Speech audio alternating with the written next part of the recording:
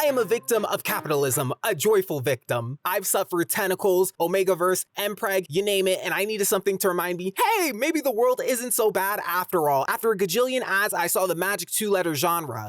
Another one, thank you. That makes my ears perk. A college love story, coming of age, slow burn, meeting the right person at the right time. Like, I like it. Starcatcher, like, give him a round of applause. Like, what? The main character, Lucas, with hopes of getting into medical school, wishes upon a star after being begged by his sister, is then thrusted into a new life. Off-rip, we're shown who the other love interest is, Thomas, and meeting him, the main character is trying to find a way to socialize. This series is a slow burn and is super cute. The main character is dodgy of Thomas, trying to run out of the conversation after he's caught blushing to the sound of Thomas's voice, and he runs back for his backpack and Thomas is just waiting for him, like, just so adorably. And they end up spending a lot of time talking. And if I were to really pinpoint this series again, it's a slow burn, like, no joke. Drama is not in its lexicon. The focus is solely these two and these two only. We're almost at like 40 chapters in, there's no kiss. But here's the thing, by the mid-20s, there's in fact a time skip for them, like 2 years into college, and they have not kissed like at all, didn't solidify, didn't mass, iodine, evaporate, nothing. But they will dead ass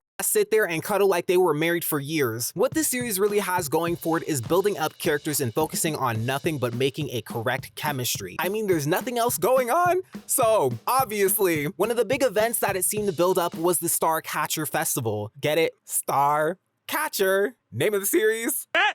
He said it! He said it! And it was such an adorable moment, showcasing their dynamics and their inability to make a move on each other. Can I say the conversations are realistic? Absolutely. One of the things I can definitely compliment it on. However, the waiting, I'm sorry, me personally, I will f***ing lose it. I'm sorry, neither of them thought, hey, stars coming down, this person's gonna open their eyes and get a beautiful visual and no one's gonna kiss each other? Really? It's actually endearing how neither of them can make a move. However, there are brief mentions of life-taking. There are cuts on Lucas's arm. Even in the description of the story, it's mentioned Lucas tried to take his own life, but the real focus is to get you, the reader, to understand these two characters and how their relationship develops. They go on dates, but not dates, they study, it's the college experience. They're both extremely awkward, and honestly, it's an easy ride that would have you kick your feet. They're learning about each other and they're learning about themselves. Lucas's character within himself is like an awkward bundle of joy, like a dear friend that you may have picked apples with in another life. He struggles to get his words out, but is really just an 18-year-old. He's really in his head, and so is Thomas, and that's what really makes their dynamic work. Although I was really surprised at how they never ended up together in a span of 2 years. It's almost more comedic rather than odd, and that's how the side characters treat it. His character is just made to really be considerate of Thomas's feelings. He does have a deep backstory, but it's not really touched much upon except for the conversation with Emily, and briefly mentioned when him and Thomas first met. I'm assuming that's happening later on, like to the Stars and Back, for example. The more darker themes are saved for later on, but he's a charming character that even in his worst moments with his twin sister, because he's being pushed too much for Thomas, it's still super sweet and super adorable at the end. But when it comes to Thomas, he as well is very super in his head, the more typically popular, sought after, stereotypical one. He's praised at the beginning by other students for his attractiveness. He played sports and the team members like and try to confide in him, but he's still down to earth and willing to defend Lucas even in a moment of bullying. He's more progressive when it comes to making a move, but not too much. There's still an awkwardness about him too, but the way he's made to stare at Lucas is absolutely adorable. I love the nickname Sunshine, he's adorable. And he likes D&D too. But when it comes to the side characters, at this point of the story, there isn't much to go off. I mean, Maria is a supportive sister and pushy. I'm just glad she isn't made to be extremely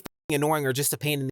But I don't want to assume her character just solely marches off of Lucas's drum. Now, I'm gonna say this, after reading what I've read in the last month, this was such a refreshing cleanse. Nothing heavy, nothing creepy, nothing weird, no tentacles. This story is immune to any real conflict, and honestly, I'm okay with that. Like I said, it's really just focusing on these two's relationship and making a good dialogue. Them discussing their likes and the Star Festival and getting embarrassed by the teacher, and Thomas comforting Lucas by passing him notes. Lucas trying to help Thomas with statistics and them trying to figure out chicken Scrabble, and him being an idiot. Quite literally, the moment Thomas played the guitar for Lucas after Lucas tried to make him feel better after he thought playing guitar wasn't just important at all. Lucas having a panic attack and Thomas being able to sit and wait with him and communicate that he shouldn't touch him or do anything. Thomas saying, fuck y'all if y'all think Lucas is weird because you're weird.